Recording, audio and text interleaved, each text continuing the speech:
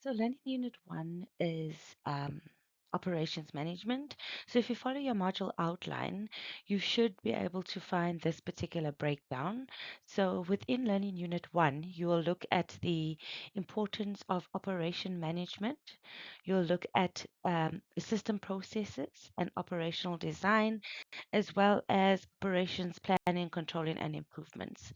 Now, remember, this particular learning unit will be conducted over academic week 1 and 2. Once you've completed learning unit 1, you should be able to know the following. So, number 1, you need to know the importance of operations management. 2, you need to know system processes and operational design. And 3, operation planning, controlling, and improvements, as mentioned before. So, something to highlight and to mention is that you should be able to test yourself at the end of each learning unit. So, remember to use the resources that has been provided for you. Go through the activities, use the micro assessments that is available on ARC, and ensure that you test yourself at the end of each learning unit just to ensure that you understand what has been covered and that it'll help you retain information as well as prepare you for your assessments.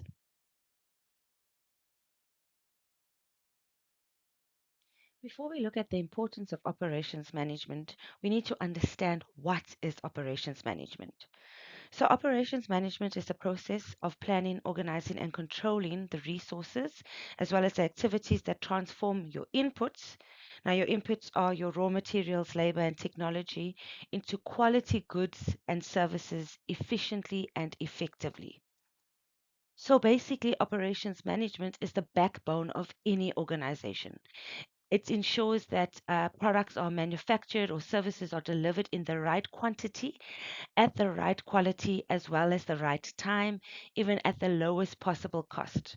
So it focuses on managing processes, people, technology, and resources to satisfy customer needs while achieving organizational goals. Because at the end of the day, the goal of an organization is to achieve their goals and objectives. So, an example of this would be if you look at a factory. Operations management oversees the production of cars or clothing, depending on what type of factory it is. If you look at a hospital, operation management manages patient flow, could manage your staffing schedule, your medical supplies, etc. And if we look at the context of a restaurant, it ensures that food is prepared efficiently, ingredients are made available, as well as customers receive the quality service on time.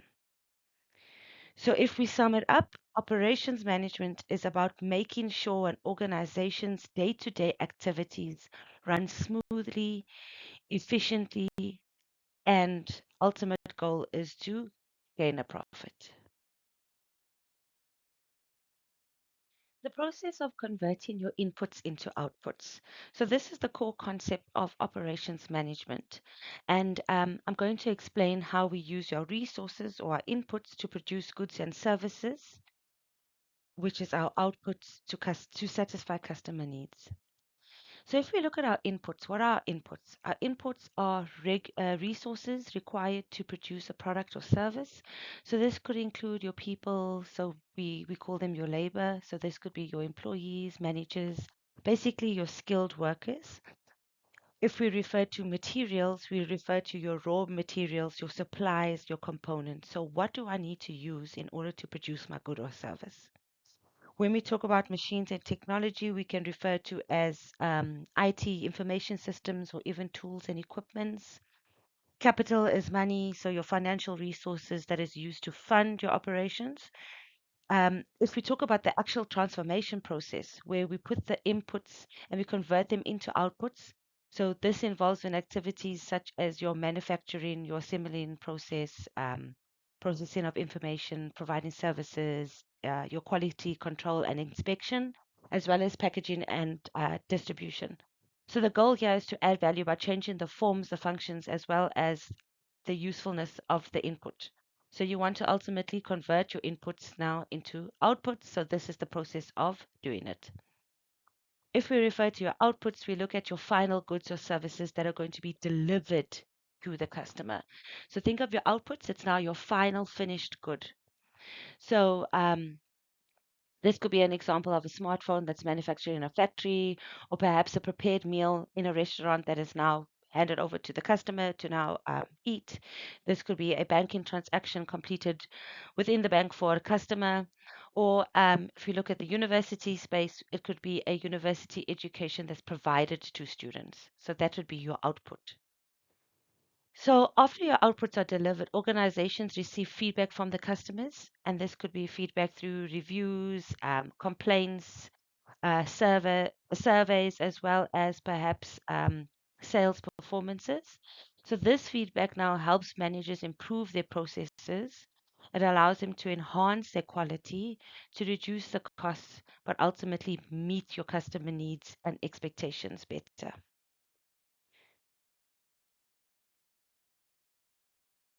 Now that we know operations management is essential as it helps organizations to produce good quality goods and services efficiently at a reduced cost and also to satisfy our customer needs, we need to look at the importance of it.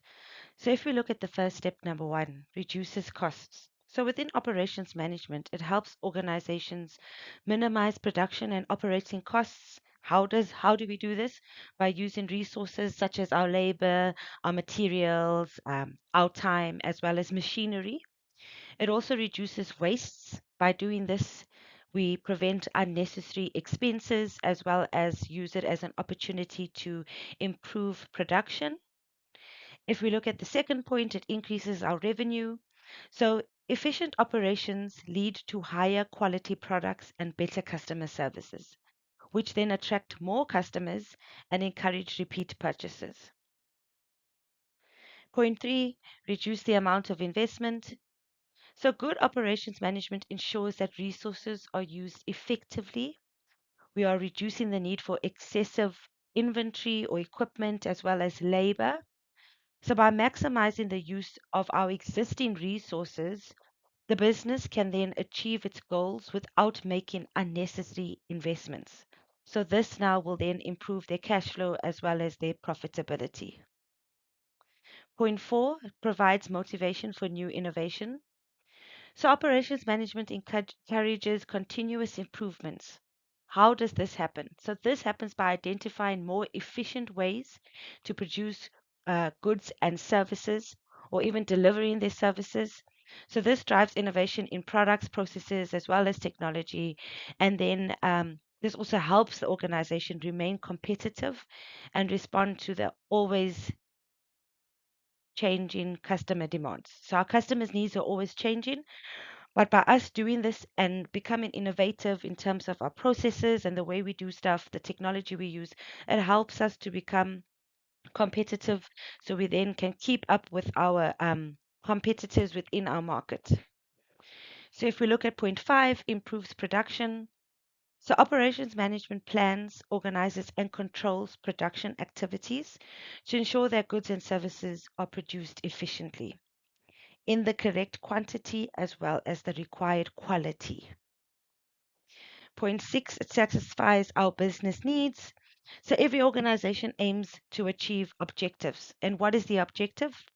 Profitability as well as the um, customer satisfaction, growth, as well as sustainability.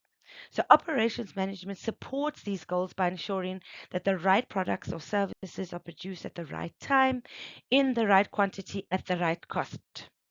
So it basically aligns all the operational activities with the overall strategic objective or goal of the business.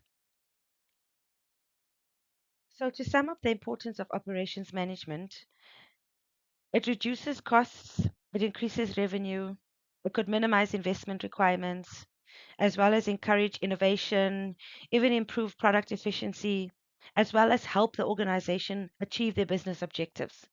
So, by managing their resources effectively, this process enables businesses to deliver value to their customer while remaining competitive and the most important thing, profitable.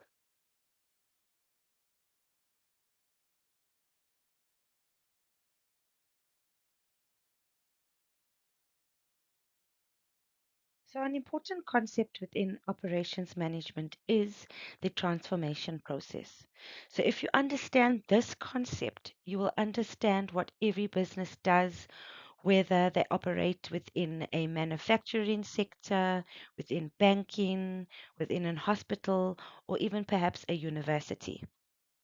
So, the transformation process is the process of converting inputs into outputs that customers value. So, an example of this could be cooking a meal. So, before you prepare your meal, you need your ingredients. You need a chef, you need cooking equipment, and even a recipe. So, these are your inputs. So, the cooking itself now, to produce your meal, the cooking itself is called your transformation process. Your finished meal would be your output. Why is the transformation process important? It's important because number one, it adds value to resources. It creates products and services that the customers want. It helps organizations achieve their goal. Because at the end of the day, the bottom line of any organization is to achieve their goals and objectives. It also improves productivity as well as efficiency within the business, and it helps to generate income and profit.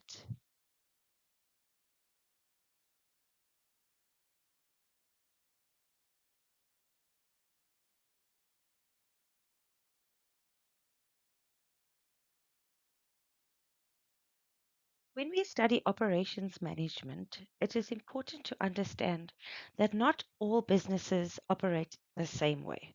They don't all operate in the same way. So some produce millions of identical products every year, while other businesses provide something that's unique, that's customized, or that's individual to a specific customer. So, to help us compare different types of operations, we use the four V's. What are the four V's? We look at volume, variety, variation, as well as visibility. So, volume refers to the number of products or services that's produced. So, we look at how much is produced. Volume, the word volume, refers to the number of products or services an organization produces over a particular period of time. So a high volume operation produces larger quantities of the same product because tasks are repeated frequently, our processes become efficient, our costs are lower, and then workers become highly skilled at a specific task. So an example of this could be Coca-Cola producing millions of bottles every day. A low volume operations produces smaller quantities. So now these smaller quantities are then often tailored to the customer needs. It's tailored to the needs of the consumer. So an example of this could be a customer that builds custom designed houses, a company that builds custom designed houses, a company that builds custom designed handbag shoes. So the key point within volume is that high volume usually means lower cost and greater efficiency, while low volume allows for greater customization. Variety refers to the range of different products or services that are offered or provided by the organization. So, a high variety operation offers many different types of products or services. So, this then requires flexibility in equipment as well as your employees. So, an example of this could be a restaurant with a large menu. A low variety operations focuses on only a few standardized products. So, an example of this could be a factory that produces bottled water, only bottled water. So, the key point here is the greater the variety, the more flexible the operation must be. Variation refers to changes in customer demand over time. So, if we understand that and look at high variation means demand rises and falls significantly during difficult times or periods of a particular day or periods within a year. So, an example of this could be Your hotels often experience a higher demand within holiday seasons, within their peak seasons. Low variation means the demand remains fairly stable throughout the year. So an example of this could be your water and your electricity bill. So your high variation requires careful planning because your organizations must adjust. You must have staff, inventory, as well as resources to now meet the change in your demand. And lastly, visibility. Visibility speaks to how much do customers see the process. So it refers to the level of customer involvement in the operation. So if we look at high visibility and split it between high and low, high visibility means customers are directly involved in the services and often observe the process. So an example of this could be at a hair salon or at a restaurant where the customers then interact with the staff. Your low visibility could be your customers that have little or basically no direct contact within the whole operations process. So now an example of this would be your manufacturing factory where your products are made basically now behind the scenes. So in terms of being high visibility or having high visibility, remember your customers are directly involved in the process. So think of a hair salon or a restaurant. And where we have low visibility, we need to think of the customers are behind the scenes, so a factory. So as a manager, you need to understand the four V's and that it is essential within business because it influences decisions about staffing, it influences your decisions about equipment, technology, costs, even customer service, and basically the overall operational efficiency within the business. So every organization can be analyzed using their four characteristics, um, making them a fundamental concept of operations management. So we need to understand and summarize that volume means the number of products or services produced, and high volume, think of Coca Cola. If we think of variety, think of a range of different products or services. So that's a menu in a restaurant. If we talk about variation, we need to remember that it is the changes in our customer demand over a time. So an example of that could be your retail stores within your festive season. It could be hotels within peak season. Um, and lastly, visibility. We need to understand that it is the level of customers that are involved in the process, in the production process.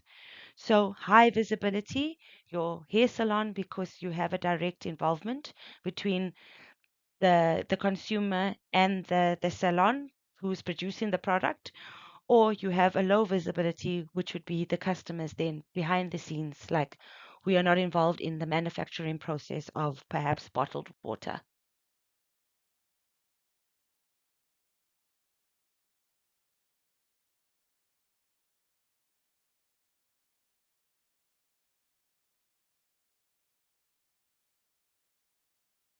A mass process now produces larger quantities of standardized products using assembly lines.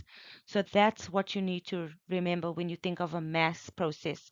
It's standardized products while using assembly lines. So the characteristics of a mass process would be high volumes, low variety, um, standardized products, highly efficient.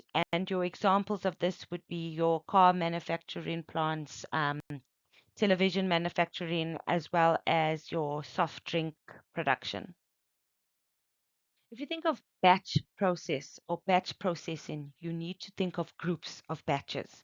So a batch process produces groups or batches of identical products before switching to another product. So the characteristic of this would be your high volumes, your medium variety products that are made now in batches. And an example of batch process is your bakeries, your pharmaceutical companies, your clothing manufacturers, because they are producing identical products. So the jobbing process produces small quantities of customized products. So um, think of a smaller quantity or lower volume. So each job is different and often requires a skilled worker or it requires skilled workers. So the characteristics of this would be your low volumes, high varieties, flexible equipment, skilled labor, because now you obviously need skilled people to then produce your customized products. And an example of this could be your customized furniture, tailor-made clothing, and even a vehicle repair workshop. So now that we understand the transformation process, we need to look at how organizations carry out the process. So different organizations use different process types depending on what they produce, how they produce it, and how much customer involvement is required. So manufacturing and service organizations have their own classifications of their processes. So they have their own process types. So if we talk about process types for manufacturers, the first one is we're looking at the manufacturing process or types that are classified according to the volume of production. So that's your key here, the volume of production and the variety of the products. So the first point is a project process. So a project process produces a unique one-time project, one-time product. Each product or project is designed to meet a specific customer's requirement. Okay, so think of a project. A project, it's a one-time product, and the classifications of this is it's once-off production, highly customized, long-term completion time, and obviously with it being long-term, it comes with a high cost. And examples of this would be your building of a bridge or construction. So building of a hospital, building a luxury yacht. So something that requires a longer period of time. So you're working on a specific product that's specific to the customer's requirements, um, that has a long completion time.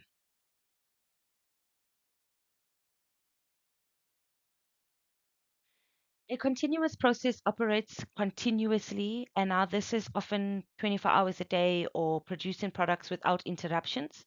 So, a characteristic of your continuous process would be very, very high volumes required, very low variety, highly automated. So, the process is highly automated because now you're pushing out a higher volume of your production with a low variety. So, your output is moving faster and therefore resulting in a continuous flow. So an example of your continuous process would be your paper mills, the generation of electricity.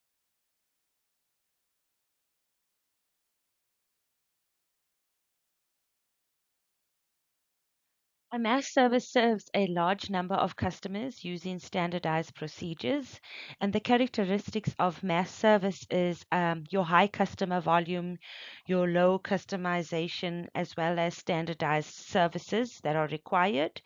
An example of mass services would be your supermarkets, it could be your public transport, your call centers, as well as your fast food restaurants.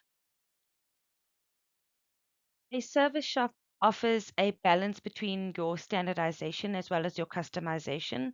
So the characteristics of this would be moderate customer contact. It could be your medium volumes or moderate customization required. And again, an example of this would be your hotels, your banks, hospitals, even your car repair centers. So your service processes are classified according to the level of customer contact and the level or the degree of customization required. So your first service provider would be your professional service.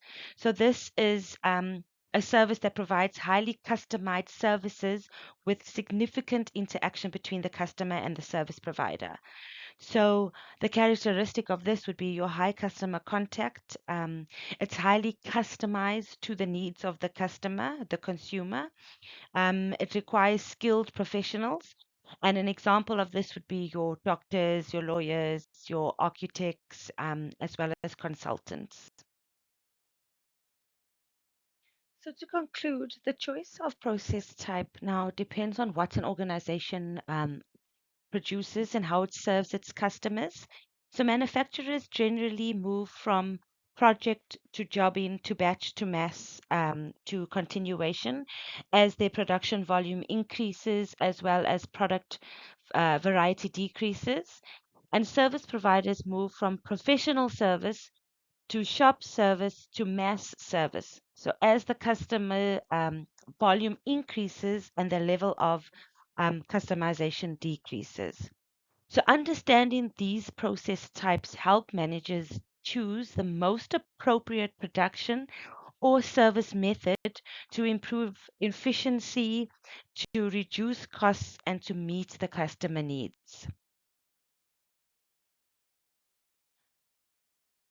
Operation design is one of the most important functions within operations management.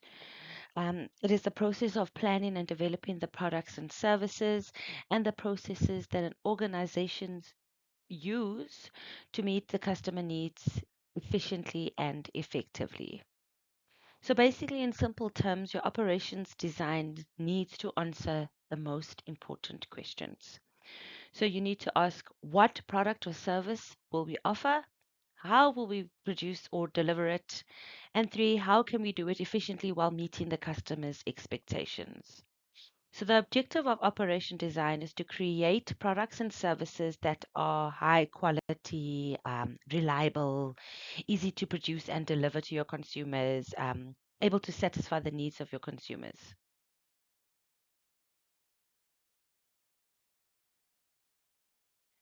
The nature of operations design is centered on creating value through effective design of products, services, and processes. It is customer focused, it is strategic, it is quality driven, resource efficient, flexible, and also continuously seeking ways of improvement. So, by understanding the nature of operations design, managers can then develop operations that meets the customer's expectations. It can improve organizational performance and provide a sustainable competitive advantage in today's dynamic business environment.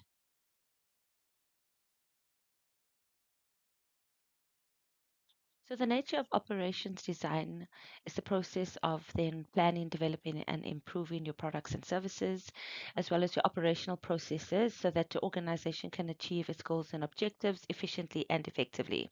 So, it involves decisions about what products or services that you need to offer, how you will be producing a product or service, as well as how it will be delivered, what resources will be required, and how quality and customer satisfaction will be achieved. So, your operations design is not a one time activity, it's a continuous process because organizations have to adapt to the changing customer needs, the changing technology, the changing competition, as well as the change in market conditions.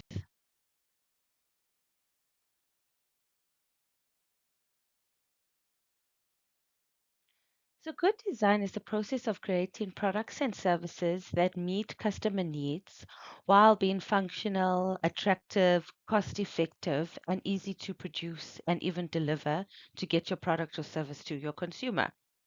So, it gives an organization a competitive advantage, which then gives them the ability to perform better than their competitors and also to become more attractive to their customers. So, how good design creates competitive advantage through point number one, meets customers' needs. So, good design ensures that products and services satisfy the customer's expectations. So, it can satisfy the expectations in terms of the quality, the functionality, the appearance, as well as the use of the product, especially if the product is easy to use. So, customers are more likely to then purchase products that solve their problems effectively. So, point two improves product and service quality. So, a well designed product and service is more reliable, it's durable, and it's also importantly consistent in its performance. So, higher quality increases your customer satisfaction and reduces defects or complaints. So, if your customers are happy with your product and service, then they have a higher satisfaction rate and obviously then reduces complaints. So an example of this particular point could be a washing machine that is designed with durable components, which will then result in fewer or less repairs required. Point three reduces production costs. So good design simplifies manufacturing and service delivery by using fewer materials. It reduces waste and improves your production efficiently. So it lowers your operating costs and increases your profitability. So an example of reducing your production costs could be a product with fewer parts is quicker and cheaper to assemble. Point four increases efficiency. So, unique and innovative designs help a business to stand out in the market. So, it almost separates the business from others. So, customers often choose products that offer better features, have a better appearance, or is even more convenient than competing products. So, an example of point four would be a restaurant with a unique dining experience. Now, this particular experience could attract more customers than the competitors.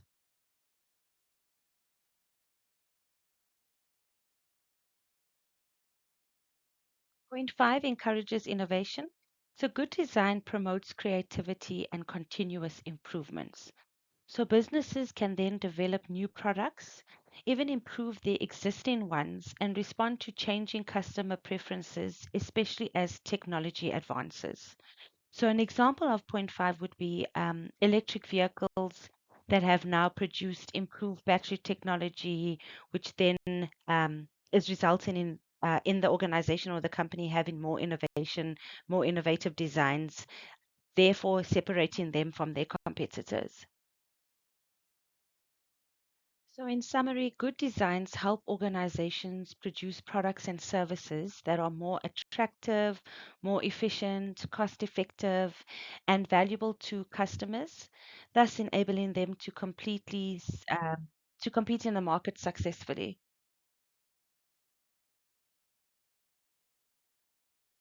The design of operational processes is the planning and development of sequence or a sequence of activities or resources and methods used to transform your inputs into outputs.